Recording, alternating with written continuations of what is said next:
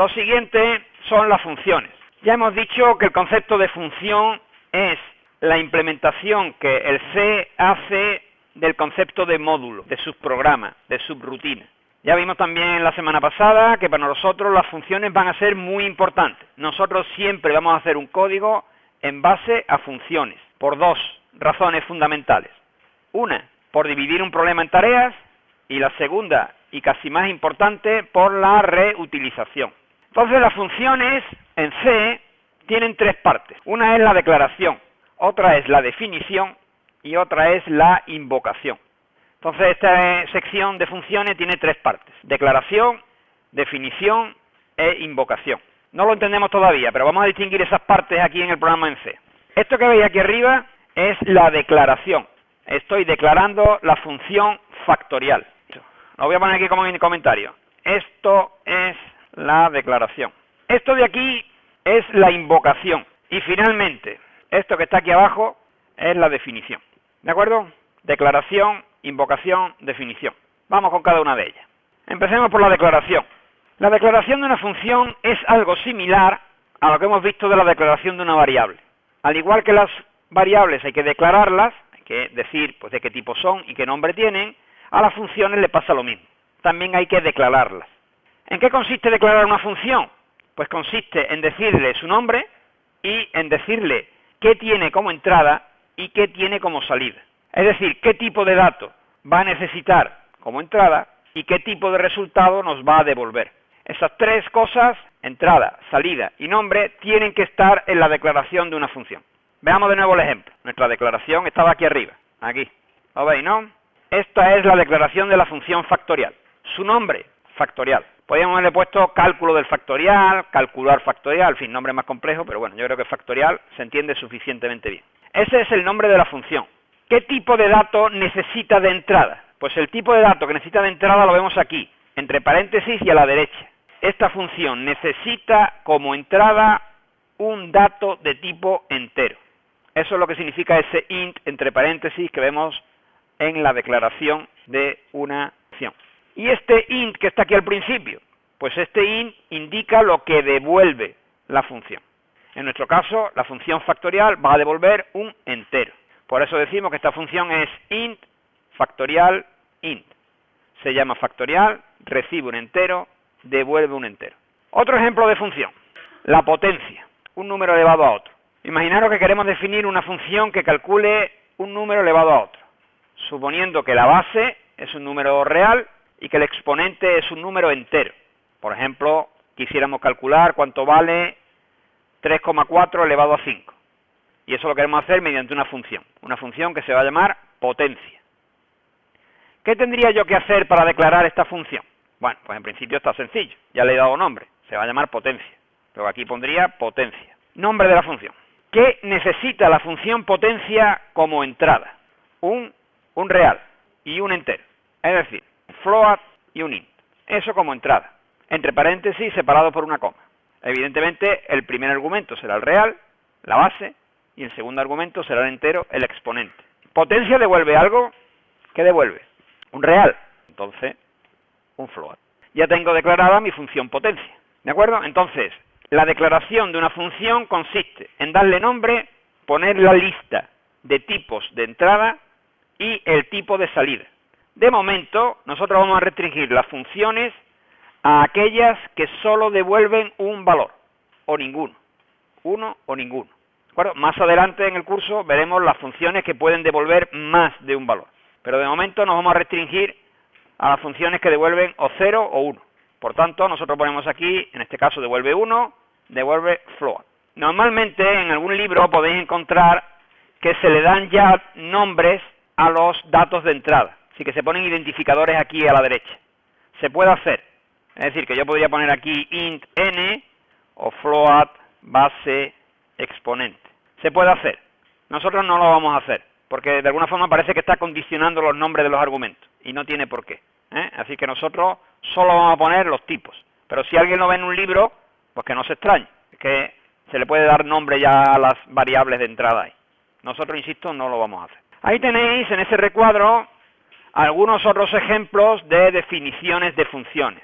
La potencia, la que hemos visto, factorial también lo hemos visto. Por ejemplo, una función que dado un carácter lo pase a mayúscula, que sería la función a mayúscula. Pues entra un char y devuelve un char. Una función, por ejemplo, que calcule el máximo común divisor de dos enteros, pues recibe dos enteros y devuelve otro. Todo esto serían declaraciones de funciones, lo que le entra y lo que sale. Esto se conoce con el nombre, la declaración de una función se le suele dar el nombre de prototipo. El prototipo de una función es la declaración de esa función. Se utiliza indistintamente la palabra prototipo o declaración. Y como veis, al final del prototipo o declaración hay un punto y coma. Lo vuelvo a poner en C para que lo veáis bien claro.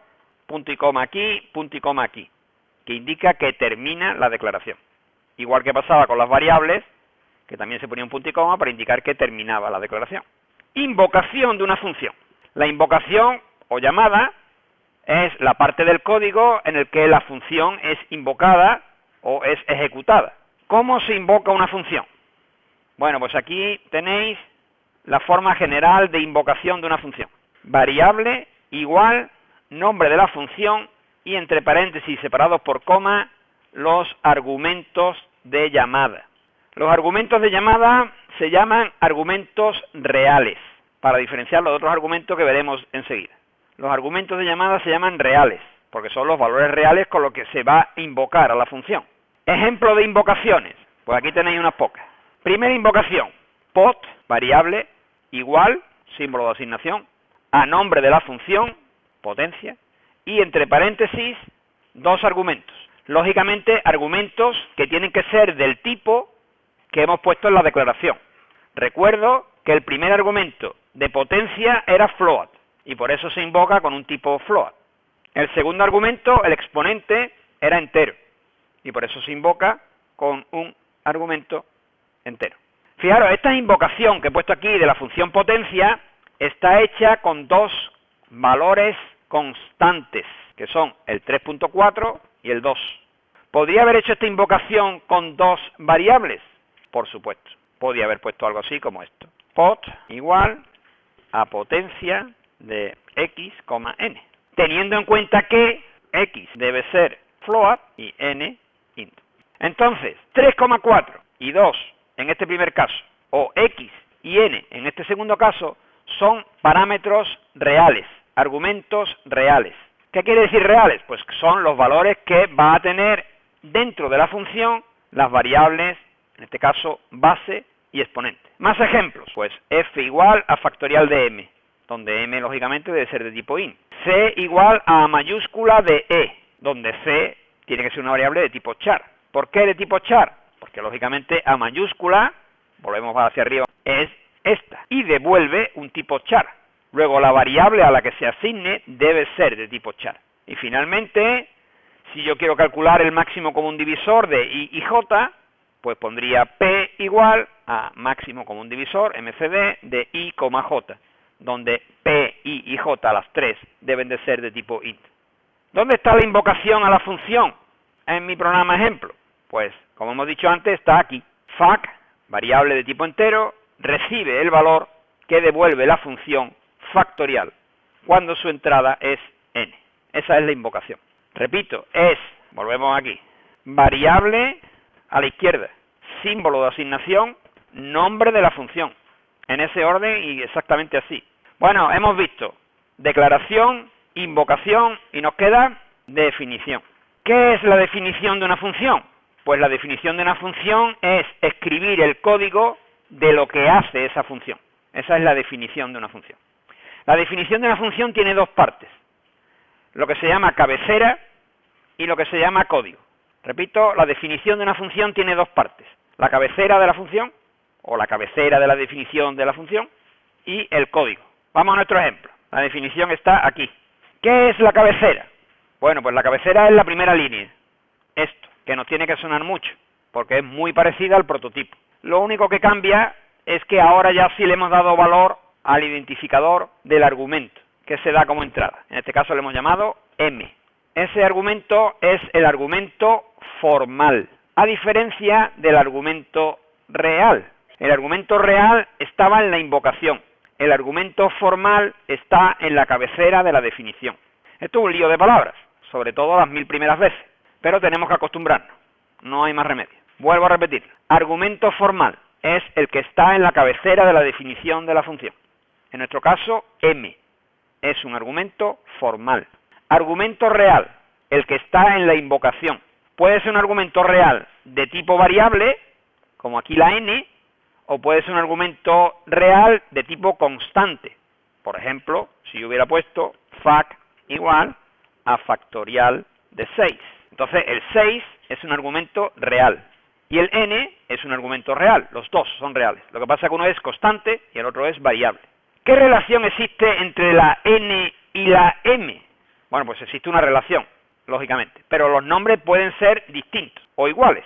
En C permite que el argumento formal tenga un nombre de identificador igual al del argumento real. Pero yo aconsejo siempre que pongáis nombres diferentes, porque si no os podemos liar muchísimo. Entonces, repitiendo, tenemos la cabecera de la función. La cabecera de la función es igual al prototipo, pero al identificador del argumento de entrada se le da un nombre. En este caso le hemos dado el nombre m. Bien, después hay una llave de abrir y una llave de cerrar. Lo que está entre la llave de abrir y la llave de cerrar es el código de la función. Es decir, qué es lo que hace la función. Todavía no lo podemos entender porque hay muchas cosas aquí que no sabemos, pero bueno, ya sepáis que lo que es el código de la función se escribe entre esta llave y esta llave. ¿Qué debe haber en una función obligatoriamente? Pues bien, en una función obligatoriamente tiene que haber una variable del tipo que se va a devolver. Si esta función devuelve un tipo de dato, pues debe de haber una variable, en este caso la f, que es del mismo tipo que el que debe devolver la función. Y esta variable, como veis aquí al final, debe ser devuelta mediante la sentencia return, que todavía no sabemos muy bien, pero que yo creo que más o menos podemos ir intuyendo qué es lo que estamos haciendo aquí. Estamos calculando un valor para f y lo estamos devolviendo a donde fue invocada la función. Fijaros que aquí dentro tenemos m y también tenemos declaración de variables. Claro que tenemos declaración de variables aquí y aquí. ¿Veis, no? Declaración de variables aquí, declaración de variables aquí. Y también vemos que esta m está aquí. Es decir, el argumento formal de una función, o los argumentos formales, pues puede haber más de uno, los argumentos formales de una función son variables dentro de la función. Esto es un error también muy típico, de tener aquí un argumento y después querer aquí definirlo otra vez. No, ya está aquí definido. No hace falta declararlo otra vez. M es el argumento de entrada, el argumento formal, y es una variable más, como la i o la f, dentro del código de la función. Su declaración está aquí. No hay que ponerla aquí, porque estaría repetida y nos daría un error. Vamos a ver, repasemos esto porque es muy importante, por favor. Una función aparece en el código en tres sitios diferentes. Declaración, invocación. Hombre, he puesto una sola invocación. Evidentemente, invocación puede haber tantas como se quiera. De hecho, aquí lo estáis viendo. Aquí hay dos invocaciones. Declaración sí que es única. Invocaciones y definición, que es única también. Entonces, en la declaración, tipo de dato de salida, vamos a restringirnos de momento a las funciones que solo devuelven un valor, y tipos de los argumentos de entrada, que se ponen entre paréntesis separados por comas. Eso es la declaración. En la invocación se pone variable, igual, nombre de la función, y entre paréntesis la lista de argumentos reales, que pueden ser constantes o variables, y que tienen que coincidir en número y tipo con los declarados, claro. Es decir, factorial tiene un solo argumento, y es de tipo entero, pues entonces tiene que invocarse con un entero. Potencia tiene dos argumentos, el primero real y el segundo entero. Tiene que ser con dos argumentos, primero real, segundo entero, y así sucesivamente. Esa es la invocación. Y por último está la definición, que tiene cabecera y cuerpo. El cuerpo entre llaves, y la cabecera es igual que el prototipo, pero dándole nombre al argumento formal. En este caso, le hemos llamado m. Y el argumento formal, o los argumentos formales, en el caso de que haya más de uno, son variables de la función, que no hace falta declarar otra vez. Vamos, más que no haga falta, no, que si se hace está mal, que no es lo mismo.